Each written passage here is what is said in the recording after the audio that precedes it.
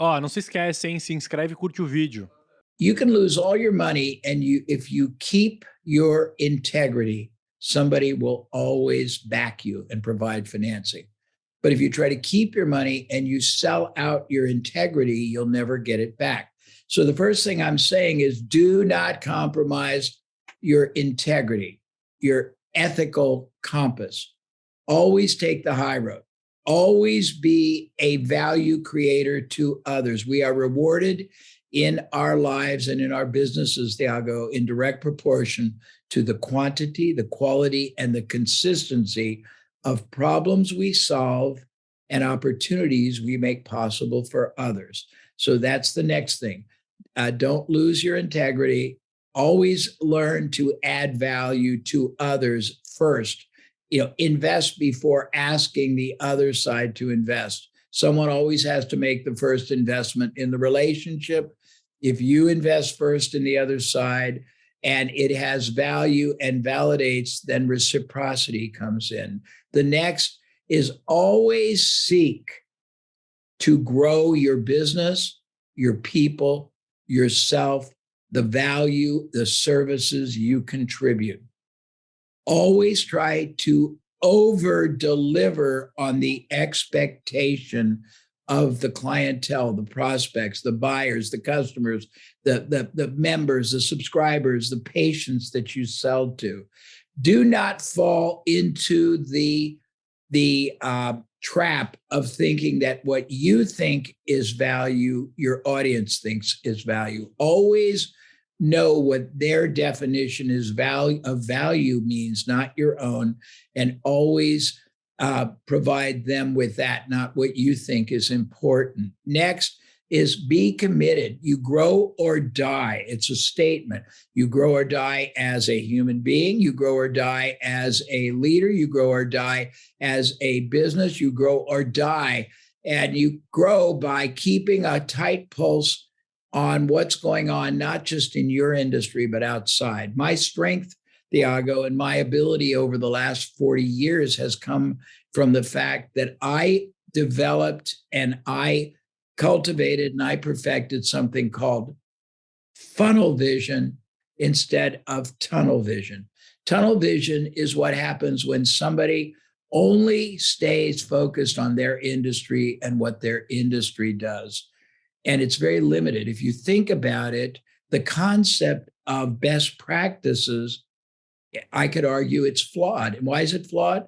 Because if everybody in the same industry has the same best practices, there's no advantage. It just becomes standard operating procedure, and it becomes something everyone has to do. And oftentimes it doesn't even produce great results. I learned that if you borrow success approaches from outside your industry, pardon me, I'm on, my office is right on an airport and there's a plane landing. If you borrow success approaches from outside your industry that no one in your industry is even familiar with, strategy, business model, value creation, competitive advantage, distribution, all kinds of things like that, you have profound advantage. If all you do is a little bit better of what everyone else is doing, you have a tiny incremental advantage. We try to get everybody I ever counsel, teach, now with this interview we're doing, to think that there's two zones you can operate in. The incremental zone, which is slow, it's arduous, it's very difficult, or in the exponential zone where everything you do has multiplied current and future residual effect. Same time, same effort, same amount of risk, time, investment, opportunity cost, effort, but you can get so much more, and you can't do it if all you know is what everybody you are competing against knows. So you need advantage. This is interesting. We teach lots of stuff. One of them is, you're going to laugh when I tell you this, but you're also going to, reflect on it. So I teach that you want to learn how to make irresistible offers, unbeatable propositions, and gain absolute ethical advantage. And people go, well, why? And I go, well, think about it. If you don't make irresistible offers, what are you making? Resistible offers. If you don't have unbeatable propositions, what do you have? Beatable propositions. If you don't have absolute advantage, what do you have? absolute disadvantage. So you want to understand the game you're playing at a higher level of capability and mastery than the people you're playing against. You want to be able to create your own rules. My analogy is that the business world is like a 3D movie. And if you have the only pair of glasses, you have massive advantage. So the other thing you need is you need to commit to never stay static. I mean, with the world changing at the pace it's changing, you've got to monitor, you've got to examine, you've got to evaluate technological advances, psychological advances, shifts in how media works, what people are responding to, and you can't do that being in a vacuum. You have to be committed to constant, never-ending discovery, and you need to be hopelessly curious. Wow. Wow, I like your reflections. I don't even need to ask you things, and you can only talk for some hours, and we'll enjoy it from Brazil here. Yeah. But you mentioned about not being static, and you also mentioned about developing credibility. And when you develop credibility, that's a consequence of delivering results to the companies you help in some way. And as you mentored and helped a lot of business on how to make more revenue, you probably seen a lot of trends coming and trends going. And as you're in the business for some decades now, what are the things that didn't change from the companies that worked back then and still work nowadays, and from time to time we only forget this because we only focus on the trends, but these generate a lot of results, in your opinion? Yeah, no, well, okay, let me give it to you. So I'll start with, and I have a lot of methodology that I have given, made proprietary, but they're things that everybody will understand. The first one is what I call revenue system optimization. And what that really means is that variability will never change. Most people are not taught that in any revenue, selling, marketing, advertising system, you have a number of components that come together to drive your results. But people don't realize each element of that component can be usually measured, quantified, improved. Let me give you an example. And they're parallel universes. Most everybody either uses ads or sales people, or they sell when people come in, if it's, if it's walking into their store on the phone.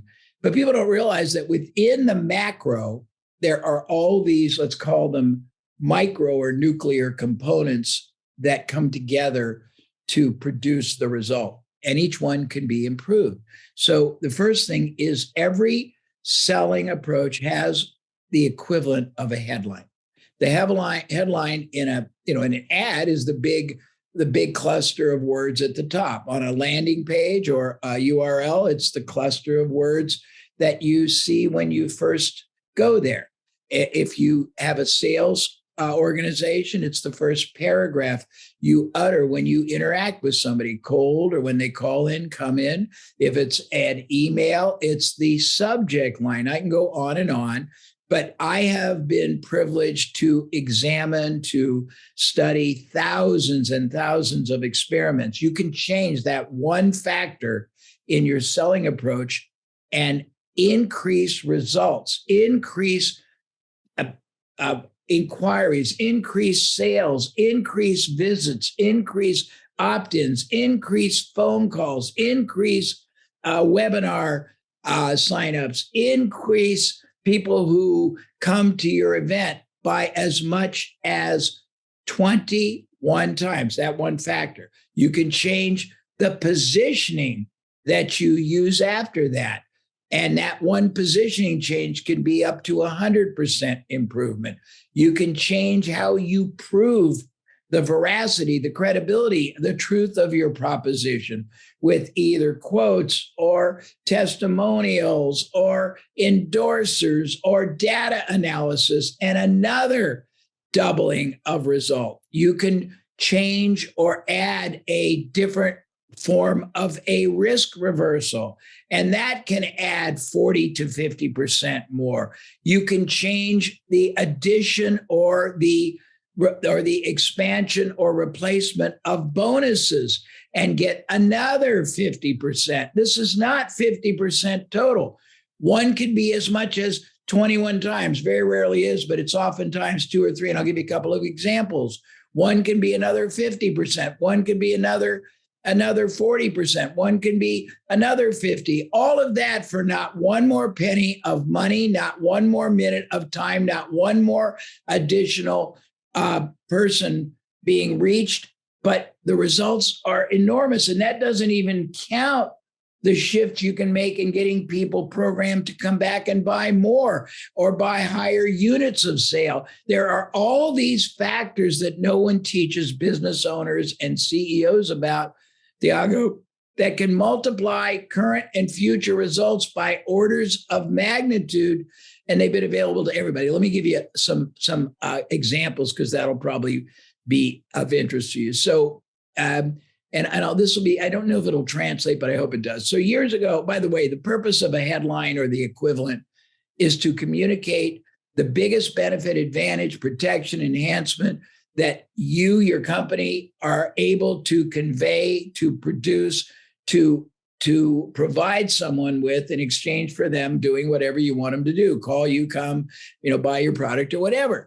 So years ago, I was in the gold business, and this is long ago, and gold today is probably $2,000 an ounce, but I got started when it was only $300 an ounce. And I had a client that sold gold to people on what's called a leverage purchase, a bank finance, where they only had to put down a certain amount and the bank would finance the difference. It's like a margin-based a sale right now. And back then, the bank would finance 2/3 if you had a third that you put down. And we ran ads. The company that I went to help ran ads in all the financial newsletters, and their headline said 2/3 bank financing on silver and gold. And whenever they did that, they got enough response. They made money. Everyone got commission, profit. The company was doing okay, and they had money to do it again.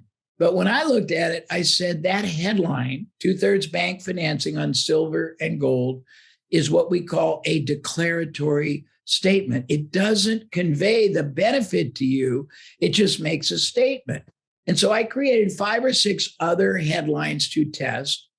And the winning headline that I came up with 5 times multiplied sales, but also increased the size of each sale. And I'll tell you what it was, because I've got plenty of stories to share like that will make the point. The winning change, instead of saying 2/3 bank financing on silver and gold, remember, back then, gold was $300 an ounce. Silver, by the way, was $6 an ounce, long time ago. So I changed it and said, if gold is selling for $300 an ounce, send us just $100 an ounce and we'll buy you all the gold you want. I took the declaratory statement and I showed how it directly, profitably benefited the investor. That changed everything 5 times. We had a very large furniture company one time that had, they spent tons of money in newspapers running ads for all kinds of furniture pieces, and they got thousands of people coming to their stores. And we tested 33 different ways of greeting somebody at the front door, 33. And guess what? One of those ways tripled conversions while increasing the size of the order. And I'll tell you what that was too. I'm not going to be teasing you. It wasn't, can I help you? Because when you say that, Thiago, people go, no, I'm just looking. It was this phrase, and what ad brought you into the store today? It was a question that got the consumer to have to answer. And then the salesperson, it moved control of the conversation ethically to the salesman or woman. So they could say, oh, you're here for the 4-piece Italian bedroom set? is the rest of your house Italian? Is it a new house? Are you replacing? And they were able to gain leadership control of the conversation in a consultative advisory way. I'll tell you another example of a variation of this. So I've helped a lot of car dealers, large ones, top Acura Honda dealer in the world, not in just the United States, the world, top Mercedes dealer in the world till they sold to a big conglomerate. And there's two different stories that will show you different kinds of thinking. So the big Honda Acura dealer, the car dealer business is funny. I don't know what it's like there, but when prospective buyers come into a dealership, if the dealership is being ethical and democratic, they rotate leads, people that walk in, to each salesperson who's available. So if there's 10 salespeople, the first person walking in goes to the first salespeople, the second to the second, third to the third, et cetera. And that's what they do. And I said, well, that's very democratic, but it's probably not very strategic or pragmatic. And the guy said, what do you mean? I said, well, if the person walking in wants to buy a truck, and the person that is going to get that person is terrible at selling a truck, but someone else can sell a truck, for 10 times more profit ethically, and that's their skill set, but they don't get that person, that makes no sense. If somebody's coming into, it's a first-time buyer, and they get somebody who is terrible at selling young first-time families, that makes no sense. But just align that and you'll double or redouble your sales. And they did, and they did. The other, and I think people, well, this is probably going to be like you have it there, but I don't know this. So the Mercedes dealer in the car business, a very large profit center is what's called finance and insurance. I'm going to assume it's there, but when you buy the car, then they finance it and they make a percentage of that, and they'll sell you warranty extensions, and they'll sell you all kinds of things here. And that's where they make sometimes more profit than they do on the car. Is it the same there? Yes, it's almost the same. Okay, so this dealer, after he came and learned from me, started looking at his performance of his people, and he found out he had two different people, two different managers in his finance and insurance department, one during the day and one that would work evenings and weekends. But he had never analyzed the profit performance that those different people delivered. Turns out the evening one was producing $1,000 a sale more profit than the daytime one, but the evening one was only getting exposed to 1/3 of the sales because most of them were coming during the day. By just reversing the work schedules and putting the one that was producing more profit during the day and the one that was producing less profit at night, he added $180,000 of profit every month to his bottom line. And I can go on and on, but it's thinking differently about everything. Mm-hmm. Wow. Some good stories you have there. And you mentioned a lot about the importance of the headlines, right? And I just remembered a story about my life where after working in the financial markets for 7 years, I started to produce content, and I tried to sell my first digital product. It was an online course, and I didn't sell to anybody. I had like 0 clients. And I tried to sell it again, another digital course, and I sold for like 5 to 10 clients. So I didn't sell to anybody. And then I was inside a company's friend, and I was talking to him, and he gave me an idea, the idea of a headline. And he gave me this idea. I transformed this headline into this book that is called Do Mil ao Milhão. It's from 1,000 to 1,000,000. I launched this book. Now it's the best-selling book here in Brazil for a Brazilian author in 2019, 2020, 2021. And I transformed it into a digital product, and I sold more than 130 million reais, not only for this, but also for this because of the headline. So as you mentioned, it's very, very important, the headline. So thank you for this insight, man. I'm assuming that people there know the book Think and Grow Rich, do they? They know it. The Think Rich, Grow Rich from Napoleon Hill. That book has sold hundreds of millions of copies. And here's the truth. When he first came out, he had a really dumb title. The first title was called How to Use Your Noodle, which is your brain, to make a boodle, which means a lot of money. That phrase sounds stupid, but back then those were real words, and they tried it and it sold nothing. He changed the title, didn't change the content, to Think and Grow Rich, and now it's sold 200 or 300 million copies. That's the power of what is called variability. By the way, Thiago, variability works on pricing too. You can change a price and double or redouble the number of buyers, sometimes a very small amount. I've seen larger prices outpull smaller. I've seen smaller outpull larger. With so many dynamics and variability, you can never say, well, tell me what to do, Jay. The only vote that counts is the markets. You ask them a question and the data will tell you what to do, because they either will respond more or less or the same. And you'll find things out just by testing hypotheses and assumptions. You can be a marketing genius, a strategic genius, an advertising genius just by testing hypothesis.